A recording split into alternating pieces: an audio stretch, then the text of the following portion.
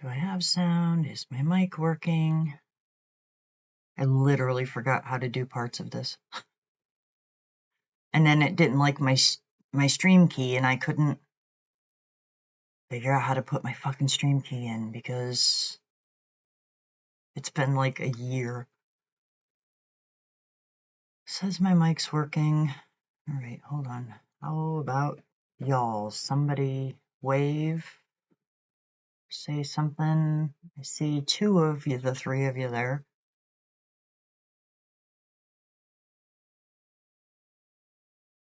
Are we here? Am I going with it?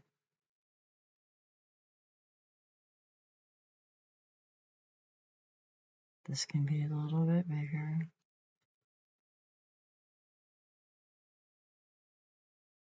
Stace? Jen? Someone?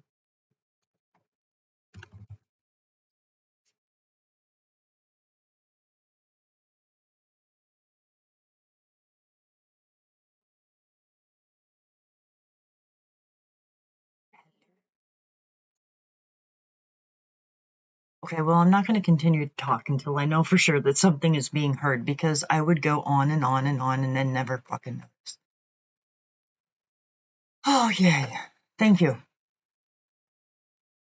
Okay, I'll have to put a disclaimer. Hey, bump through the first couple minutes of this bullshit. So, what's up? Two of you.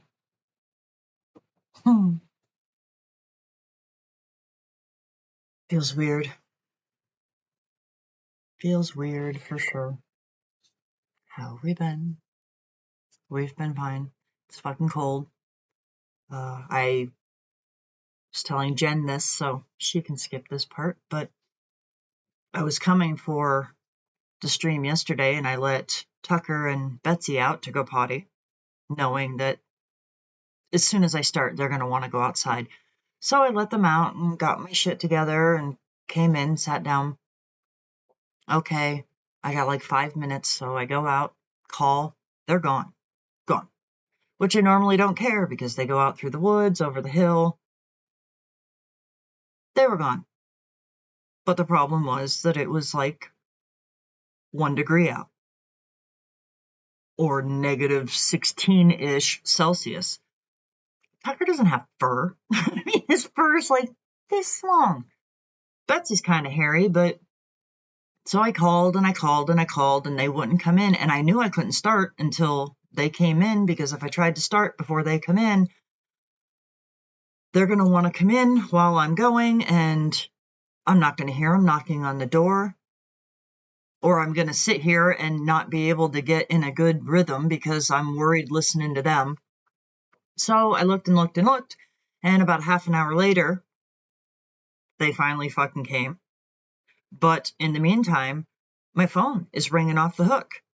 And one of those calls that I got while I was looking for the stupid dogs was an actual road call, so he had to leave. So I didn't have anywhere to transfer the phone to, and the phone was ringing like literally every 5 minutes.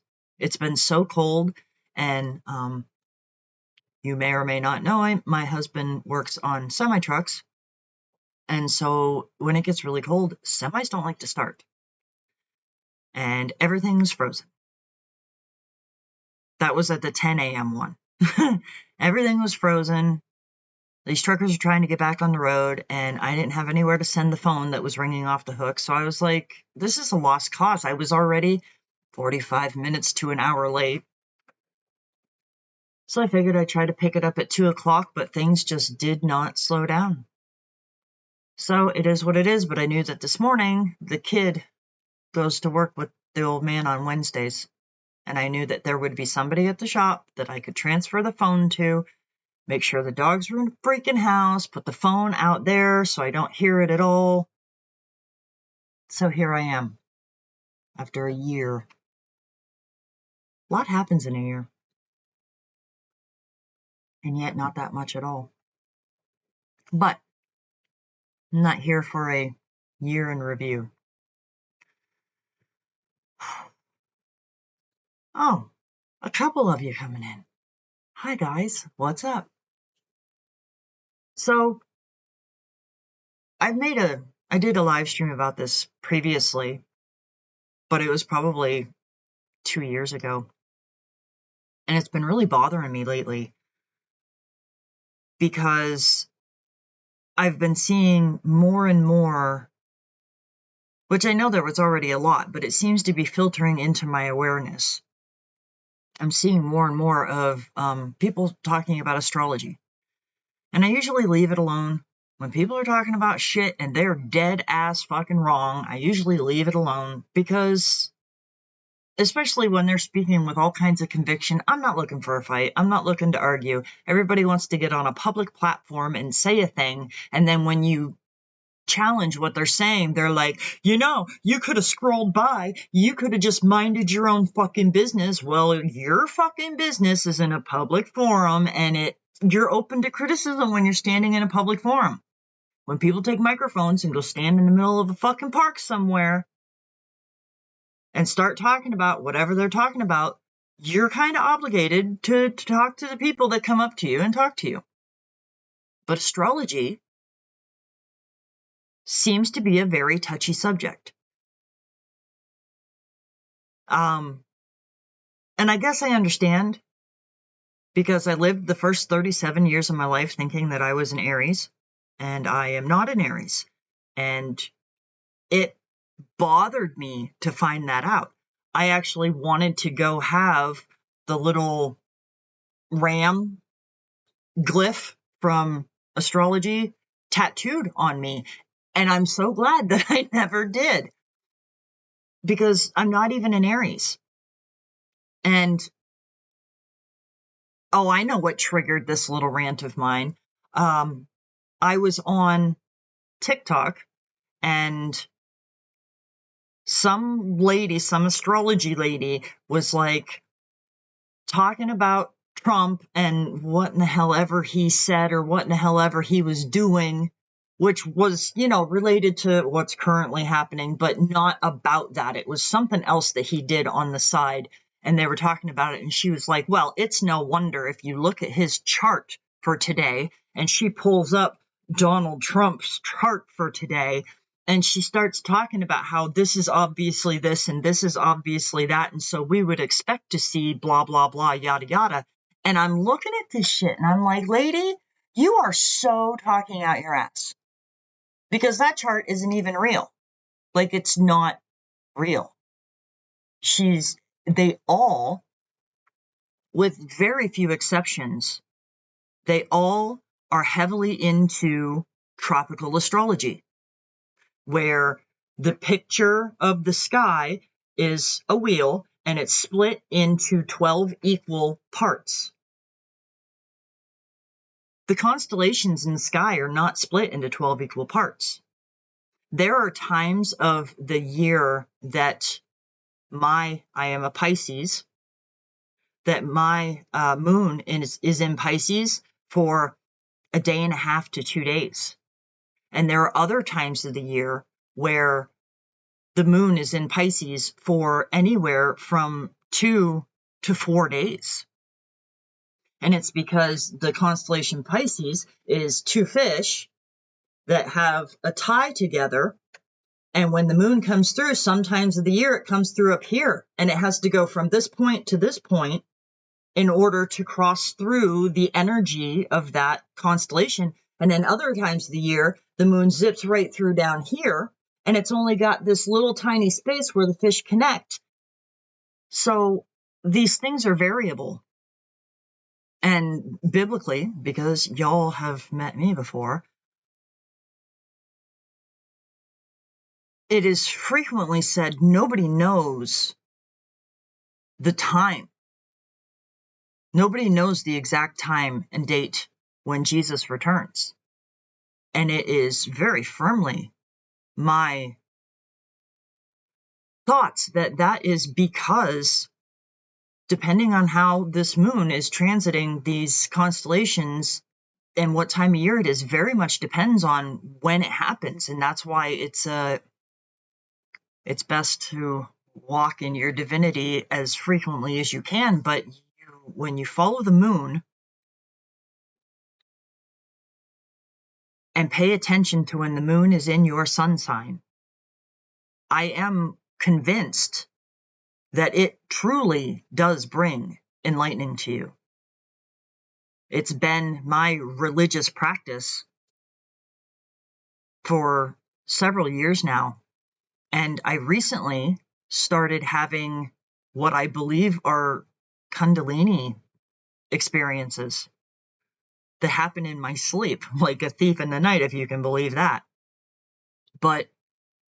And it's only been since I've been re-observing my observance. Because we learn as we go. You only know what you know when you know it until you know something else. And when I started, it was a fasting for 3 days a month. And it was back in February of 2017. And every month when the moon was in Aries, because I thought it was in Aries, I was fasting for 3 days. That changed my life.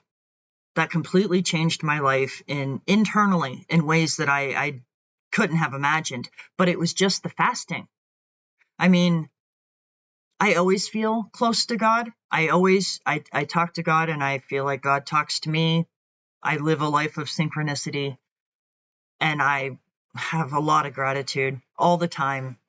All the gratitude, even for the bad things, because bad things are always leading us somewhere.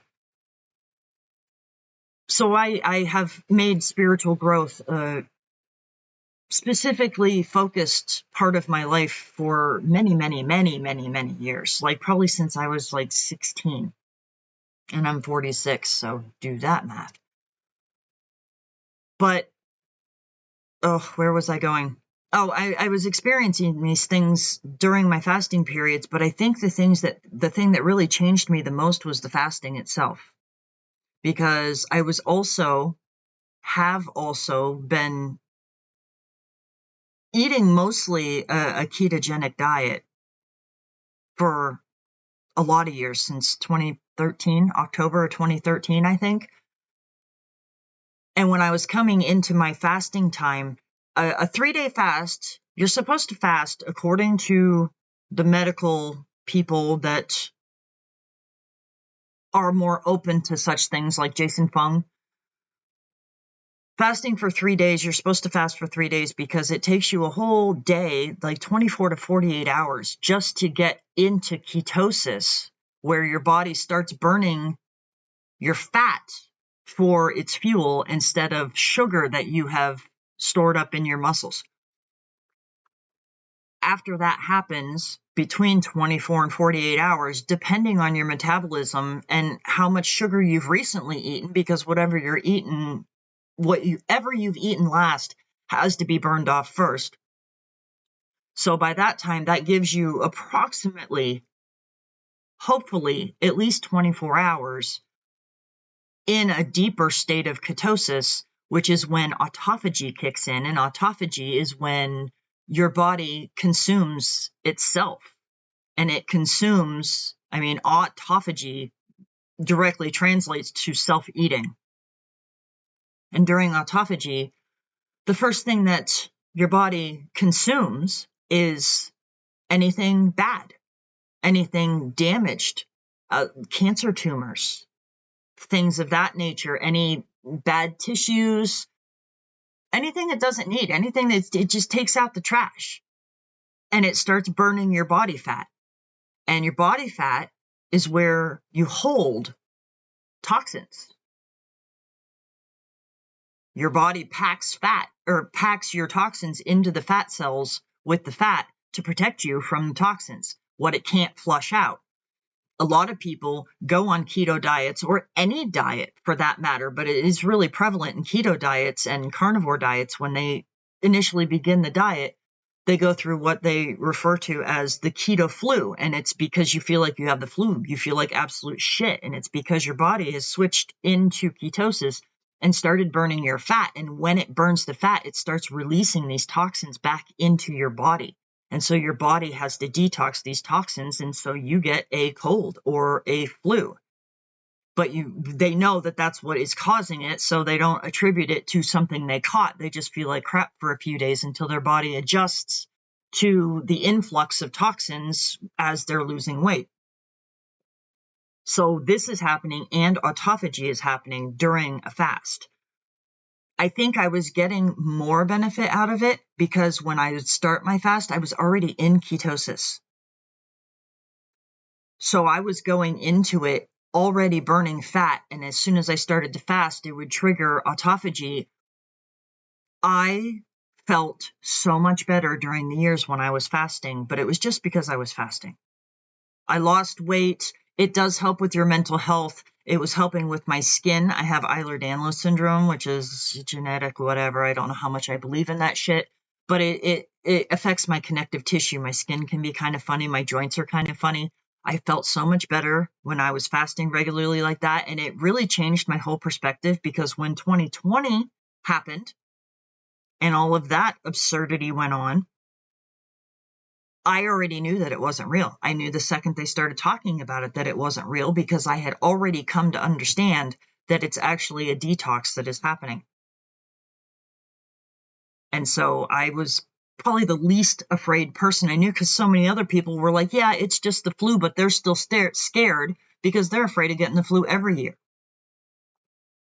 But I was 37, so it was, my goodness, 9 years ago now, which puts me at 2015.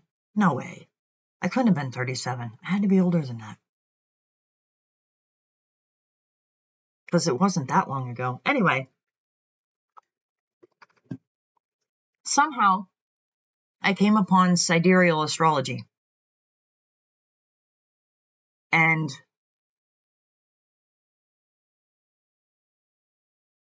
boy, it's going to bug me that I can't remember how that came to me.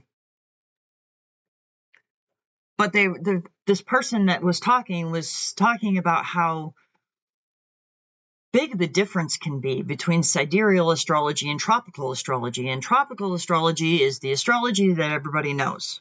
It's the horoscope you see in newspapers. It's, anybody that's making your birth chart or anything like that. Anybody talking about, oh, it's a full moon and such and this and that's going to fucking happen. No, it's not, because it is a full moon. You can see the moon, but the moon is not in the sign that they think it is. Which was partially why I was triggered to make this video yesterday, because yesterday was the third quarter of the moon, which I believe is what Jesus is talking about in the New Testament when he says, pick up your cross and follow me. His cross is the equinoxes and the solstices, according to his birth as the sun. And in the chart, a round chart, regardless of where the constellations are in the round chart, that is the cross. And if you're to take up your cross and follow him, your cross would relate to your birth.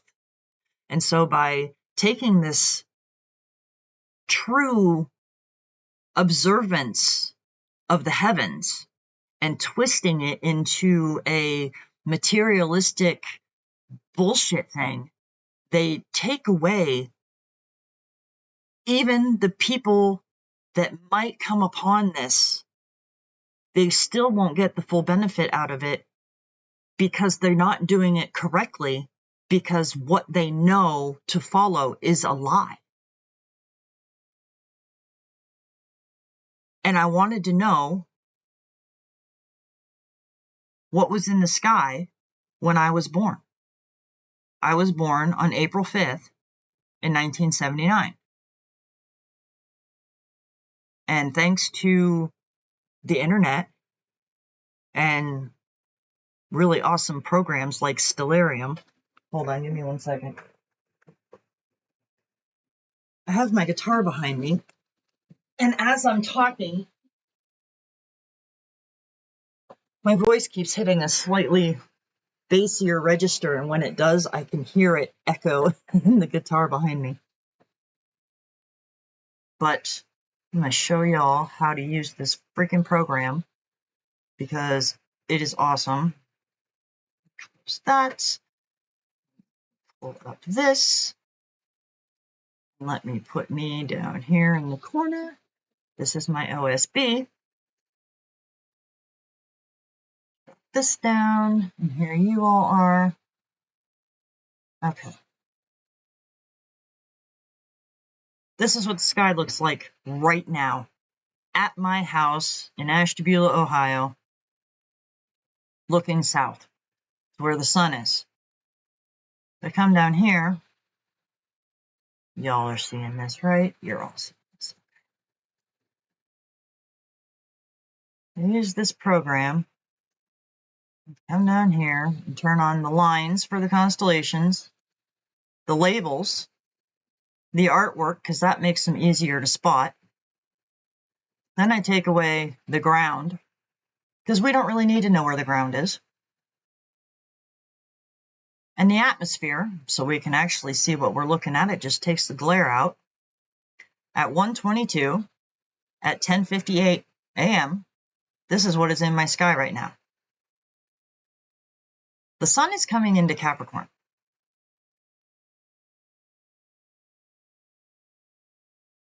Just now, like just in the past couple of days.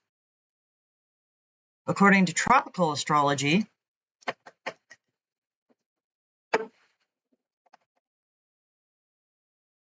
Capricorn dates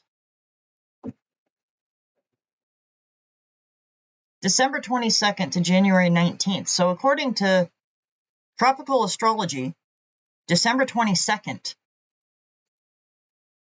is when the sun went into Capricorn. On December 22nd, because we can rewind, December 21, 2. December 22nd, the moon was all the way over here in Sagittarius. Or not the moon, the sun. It's nowhere near Capricorn.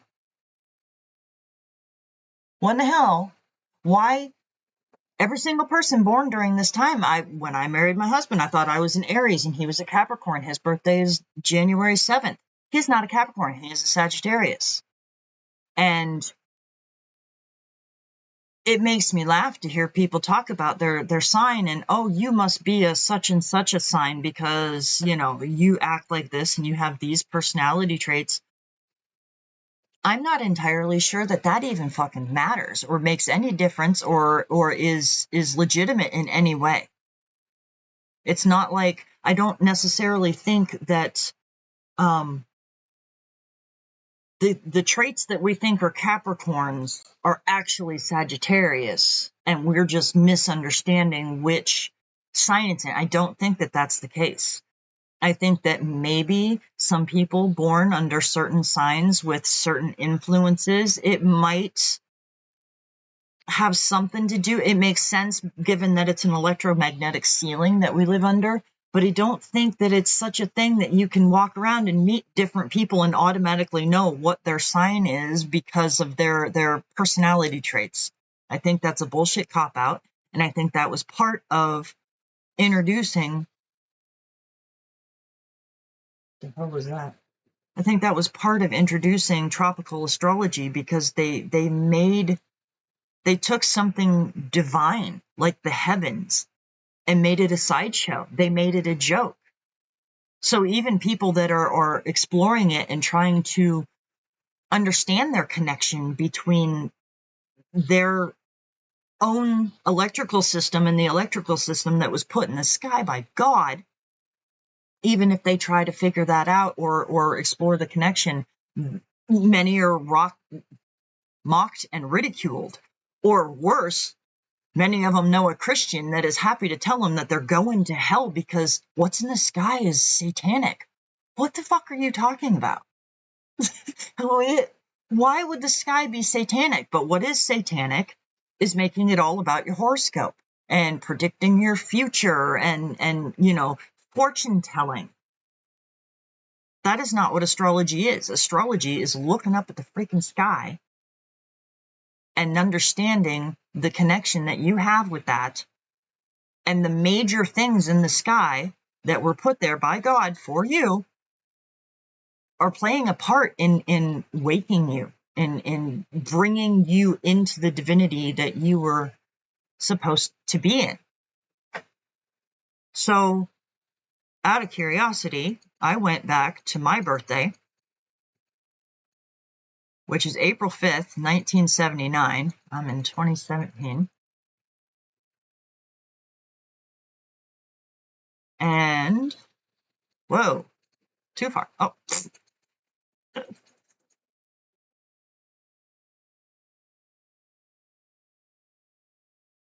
It goes pretty fast. It makes me dizzy if I look at it too hard. 1970, almost.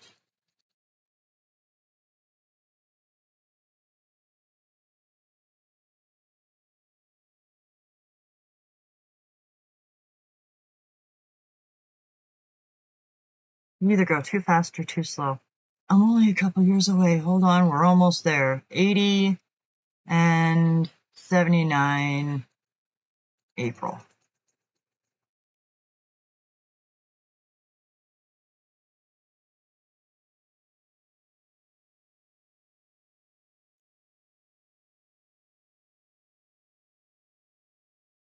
Nine, 8, 7, 6, 5.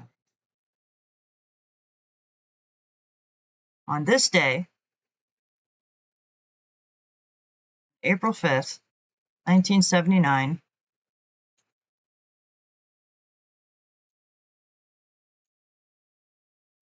the sun is very firmly in Pisces. It's nowhere near Aries. It's on the far side of Pisces. I grew up and spent the first decades of my life believing in astrology, believing that I was supposed to exhibit these personality traits because I'm an Aries. I have a sun in Aries when I do not. And I was supposed to have a moon in Leo. Now, Leo and Aries are both fire signs, and I am not a fire personality. I have a big personality, and I'm not shy, but I'm not driven by what they say are the fire personalities.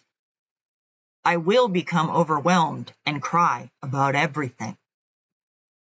If I'm too sad, I'll cry. If I'm too happy, I'll cry. I can't listen to America, the fucking Star Spangled Banner. I cannot listen to the Star Spangled Banner. It chokes me every time. I can't listen to opera.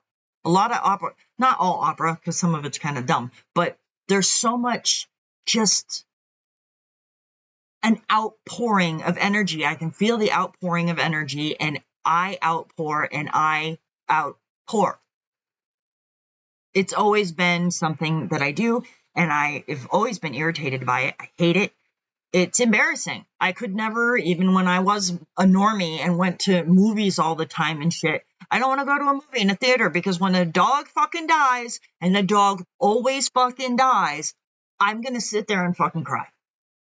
And that is humiliating. As a fucking adult, I'm going to sit there and cry. But why would I do that? I'm a fire sign. My sun sign's a fire sign and my moon sign's a fire sign, but they're not. My sun is in Pisces, and the moon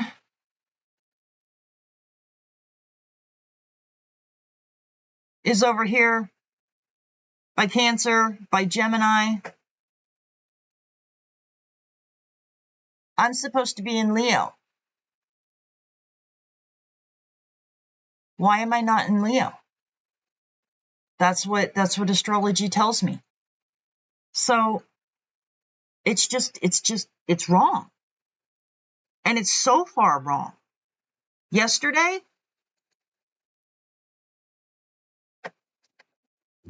January 21, moon, astrology.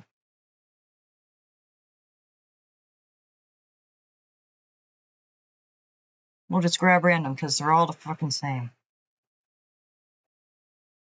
Oh. Well, that's not what I thought it was going to be.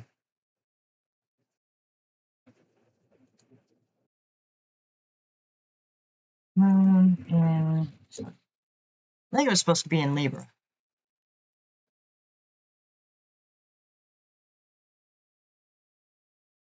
Actually, I'm quite sure it was supposed to be in Libra. Whoops. So yesterday,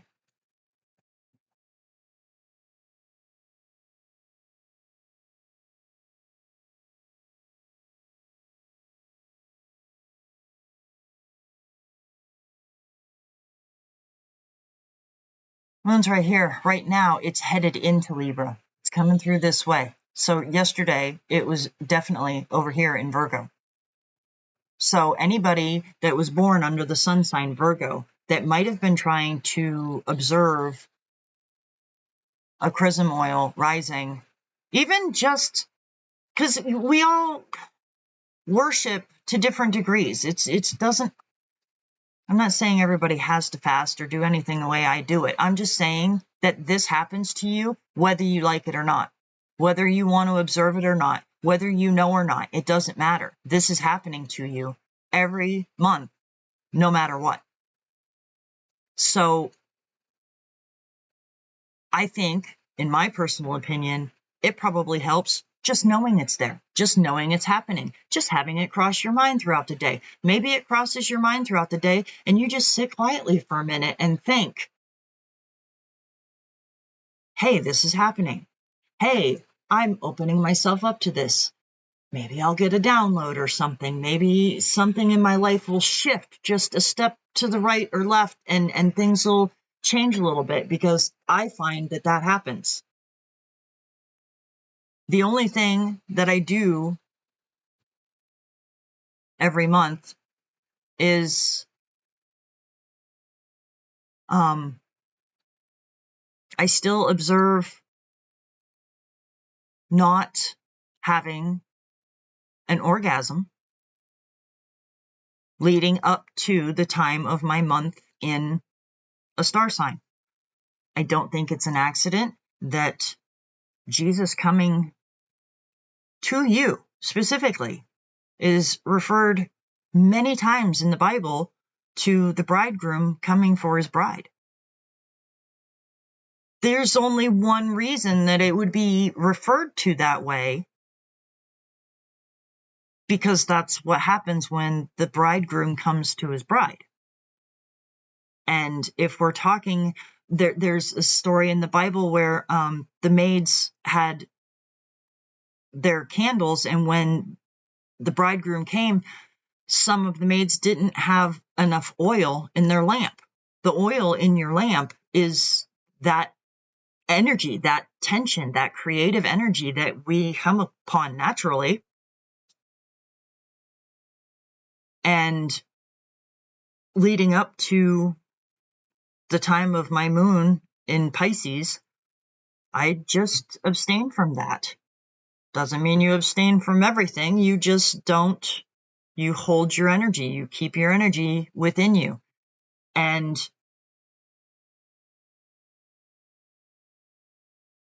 sometimes I fast, sometimes I don't, but I do make sure that I am at least in ketosis and intermittent fasting, because that kicks into autophagy. And that is, there's an old worship song. I don't even know how old it is, but when I was a kid in Bible school, they always sang it with us. I've got a river of life flowing out of me. It makes the lame to walk and the blind to see. It opens prison doors, sets the captives free. I've got a river of life flowing out of me. Spring up a well into my soul. Spring up a well and make me whole. Spring up a well and give to me that life abundantly. What does that mean? They never sat us down and explained it to us. I don't think they knew what it meant. That is such a profound little happy campfire song for a bunch of little kids in a Bible school. You do have a river of life flowing out of you. And when you are in autophagy, your body is literally breaking the fat down and separating the molecules You actually pee more when you fast, whether you're taking in more water or dry fasting. You pee more because your body is literally pulling water out of you. And you are, there's a fountain, a river of life that flows out of you. And it makes the lame to walk. I mean, I don't know that it's healing is the point. It's a healing thing. It heals your body. Opens prison doors and sets the captives free. That doesn't sound like something you want to participate in unless you're talking about something other than what it is.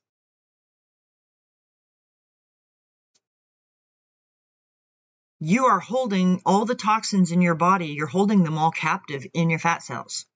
When you open the fat cells, you set the captives free and they get out of you.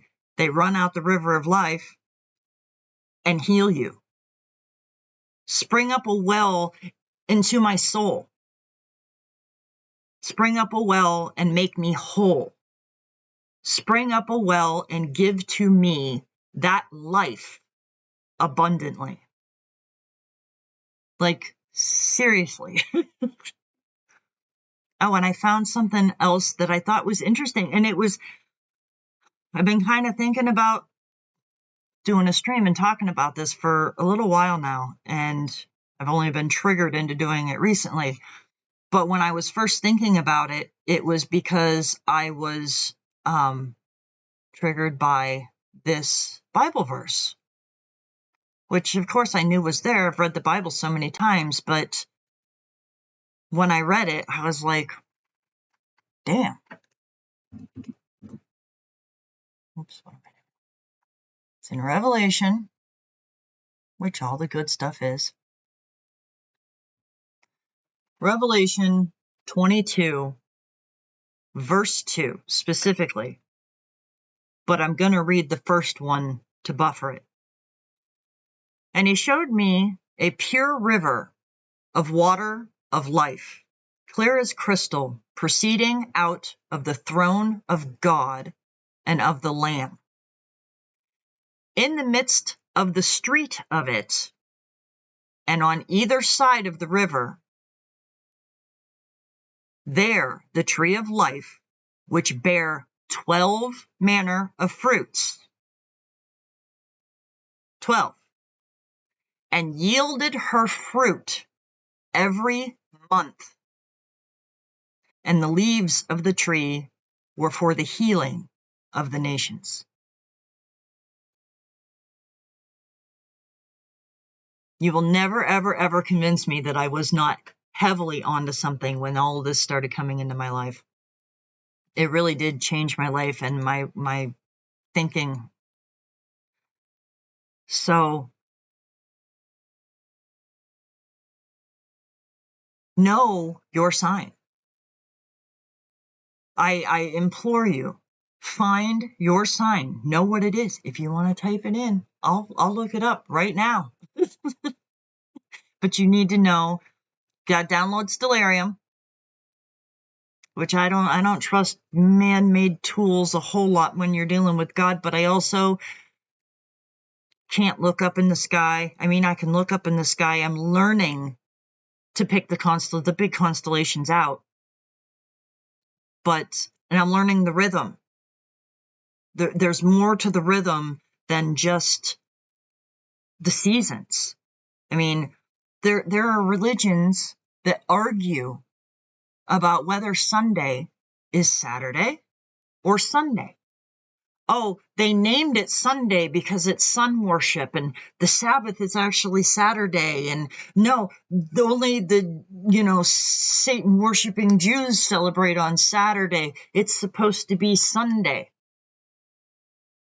And all of this is based off a calendar made by a man who thought he was above God. And no matter which calendar you use, the Julian or the Gregorian or the fucking Mayan calendar, the days are always going to be different. In every language, they're different. In every school of thought, things change. The knowledge of God is unchangeable. And the only thing that's unchangeable is the sky, which is why they're trying like hell to change it. They try to cover it up and add blinking, moving things, and they want you to not be able to reliably look at the sky. Because every 7 days, there's a change in moon phase. And something interesting that I've noticed recently, and I don't know if it's always been this way, but I'm not saying that it's changed because I don't know. I've only just had it come into my consciousness. There's 7 days, it's 28 days in the whole thing, the whole cycle of the moon. But there is just short of 7 days when you go from the new moon to the first quarter and from the first quarter to the full moon. It's just under 7 days. Then from the full moon, as the light wanes, there's just under 8 days. So just slightly more than just 7 days from the full moon to the third quarter, and then from the third quarter to the new moon.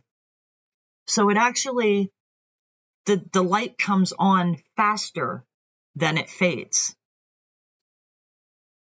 I don't know what that means. I don't know what that means to me or to this. It's just something I've noticed recently that I keep in the back of my mind when I'm, lost in my own head, and I pull it up and mull it around once in a while. But that's interesting to me. But I find weird shit interesting, so whatever. But yeah, it's good to learn the sky, to know. But in the meantime, we do have things like Stellarium, and you can go outside and verify what you're looking at. Also, another app that I like, and I don't use it very often, but every time I delete it, and I'm like, I don't use that often enough. Within a week or so, I'm like, oh, I forgot I deleted that app, and I have to re-download it to look at what I'm looking at. Is it? See, I don't even know where it is because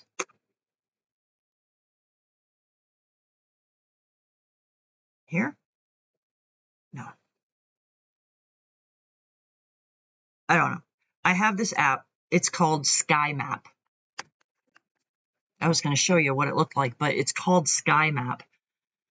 And when you download this app, it wants you to move your phone in certain directions, and it calibrates a compass, and then whatever you're looking at in the sky, you're like, what is that super bright star? You open the map, and as you move the phone up, it tells you the name of everything that you're looking at. It tells you exactly what you're looking at, which I think is really cool. But Stellarium will tell you any day, anytime, going all the way back, because the sky is a perfect clock. It's a timepiece. So once they took Stellarium and fed the information in about how the sky moves, you can go back. I went back to Jesus Christ just for curiosity's sake. I mean, you can't really go back to Jesus Christ, but I went to 2,000 years ago to see what it looked like on Christmas, just to look at the sky. Like, you can just do that. And that whole menu across the bottom, it turns everything on and turns off the brightness and stuff, so you can look at exactly what was in the sky and know when the light is shining on you anyway. And if you know when the light is shining on you, it's the best way to take advantage of your time. It's your special time with God. Make a point to try to meditate. Fast if you can. Get into ketosis if you can. I think that these things are healing on their own, but I also think that there is something to the combination of them. I'll tell you about my Kundalini experiences, and then I'm gonna skedaddle. This has been a recent development for me. It's only happened twice, and it kind of happened by accident. It brought me mentally into this place in the Bible where, I don't remember the specifics. It's not in front of me, but one is saying to the other, why don't you fast when the Lord is with you? And the other one says, why would you fast when the Lord is with you? That's when you celebrate. You would fast when he was gone. And that's kind of weird. And I'm still mulling that idea around in my head, and I've thought about it quite a bit since. But I don't understand everything. I'm learning. I'm learning. I think that's what it is to seek God. You know what you know when you know it, and you work with that until you learn something else. And that's me. I'm not a freaking expert. But a few months ago, like 3 or 4 months ago, I think it was right before November, I went my 7 days of energy conservation. Then my 3 days when the moon was in Pisces, I was lazy fasting, intermittent fasting on keto. And on the last day that the moon was in Pisces, I started my period. Normally, the 4th day, the morning after Pisces is empty of the moon, I'm getting my thing on, because it's been 10 days at that point. But I had started my period, and I felt like crap, and it carried on. And it was the second day after the end of my time, my moon time. I woke up in the middle of the night,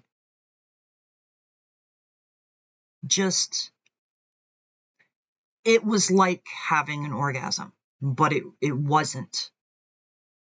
I remembered what I was dreaming. I don't now. It's long gone. I didn't write anything down. But what I was dreaming wasn't anything sexual. I wasn't doing anything like that. As a matter of fact, in my dream, I was like, whoa, what is that? And whoever dream characters there was were like, what are you talking about? And I was like, don't you feel that? I feel like the ground is shaking. I remember that part.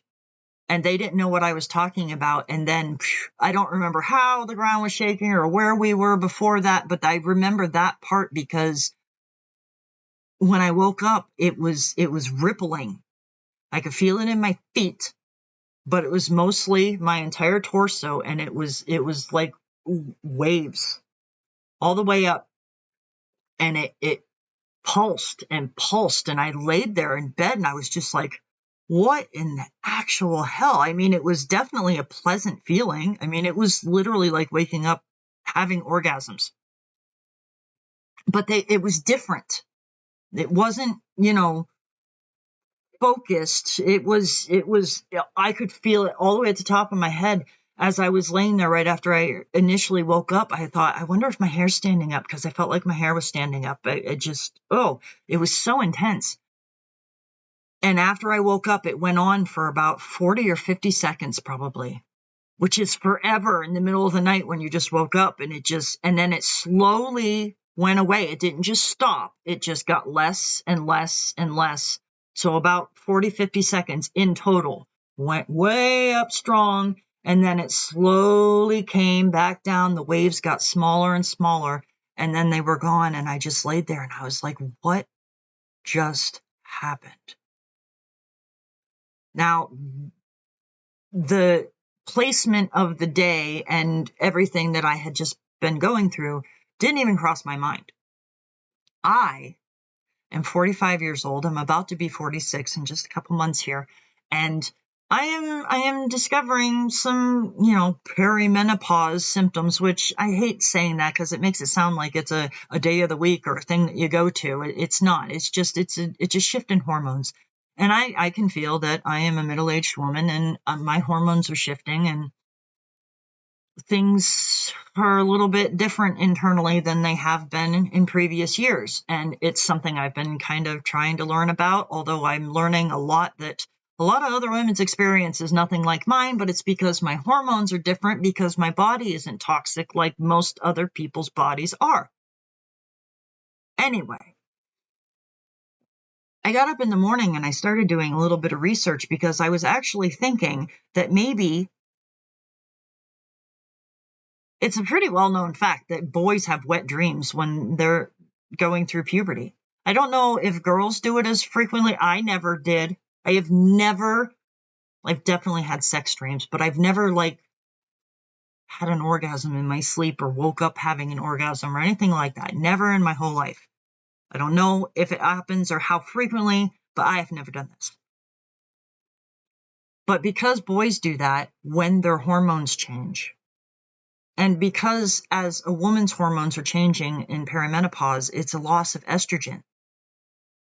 And, well, hormonal boys as teenagers, they definitely don't have a lot of estrogen. And I don't know, I'm just mulling this in my head, and I thought, I wonder if it's related.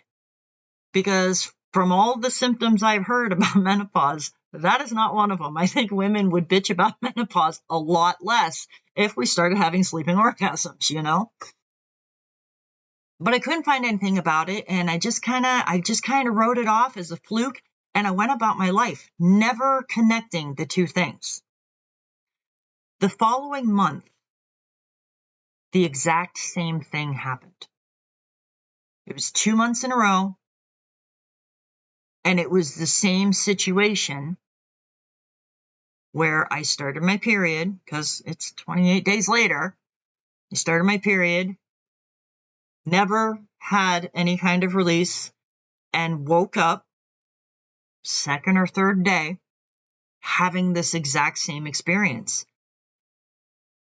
And it was the same with the dreams. I wasn't dreaming anything sexy or funky or whatever. It started from my feet. My feet, they almost feel like they're on fire, but it's not unpleasant. They're very warm and very tingly, and it happens in my hands too. But the waves mostly go right up my torso for about a minute. And the next morning,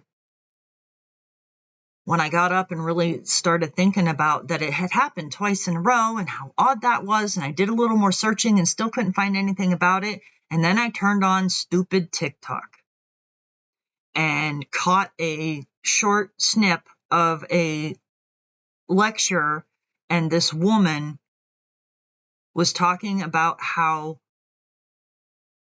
it was with Dr. Joe Dispenza. He's an interesting character, speaking of the body healing itself. But she was from one of his meetups or whatever, and she was talking about the Kundalini experience that she happened, and as she started to explain the way she felt during this meditation, she was describing exactly what I had experienced. And that was when that Bible verse came to mind. And I thought, I wonder if that's what happened. It has not happened since. Which makes me wonder if it has something to do with taking up your cross. When the moon is in your sign and it is in one of the actual specific phases, is there a different energy that comes down, or a stronger energy, or something like that? If that is in fact the truth, then I should experience that again soon, because it's been a couple of months, and it would be approximately every 3-ish months. I don't know. But that happened to me, and it was wild. I've never experienced anything like that before. So take that for what you will. But the whole tropical astrology, the entirety of it is absolute entertainment. It's total bull. I still don't understand what the retrograde planets are. but they do in fact go backwards. But the signs and the placements and all of that crap, it's complete bull. So if you want to have any idea when your time is, download Stellarium, zip it back. You saw how easy it was. Just don't stare right at it. It'll make your car sick. But zip it back to your actual time of birth and shut everything down and look. And it's got the little search in the side so you can type it. You don't have to flip through like I was. You can type in sun and moon. And as soon as you go back again, you click them and it goes right there. But I sit down every month at the beginning of every month because I have my my journal here, which is my journal and my planner and everything. My calendar's in here. If my house caught on fire, this would get thrown out the window. Everything is in here. And I sit down every month as I make up my calendar for the next month and I pull up Stellarium. I don't even look online because I don't care what anybody has to say because they're probably full of shit.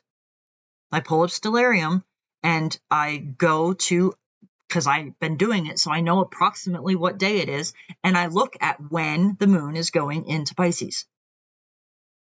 And then I zip through a couple days and see when it's coming out. And during that specific time, I observe.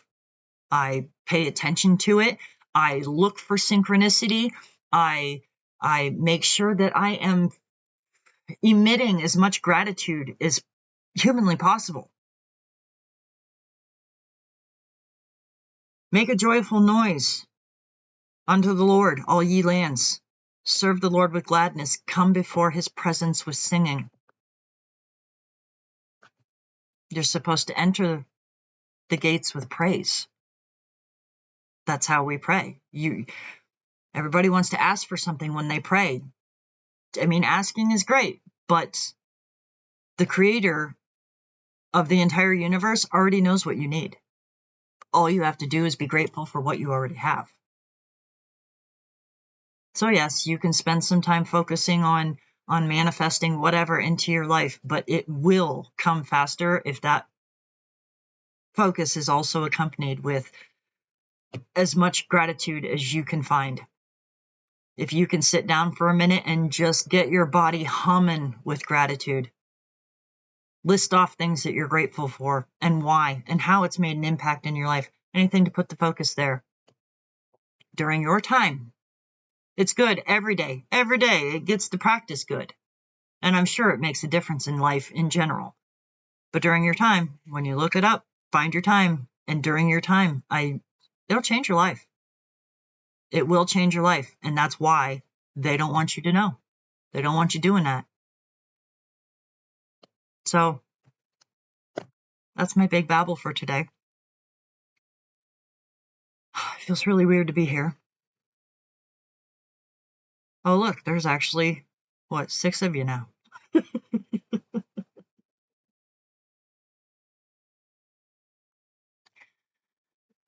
Okay, I'm gonna skedaddle, but check it out and change your life if you dare, but you must seek in order to find. And I don't know, I'm still seeking, so if I find anything new, I'll bring it around and share it. Might be a year, but I don't know.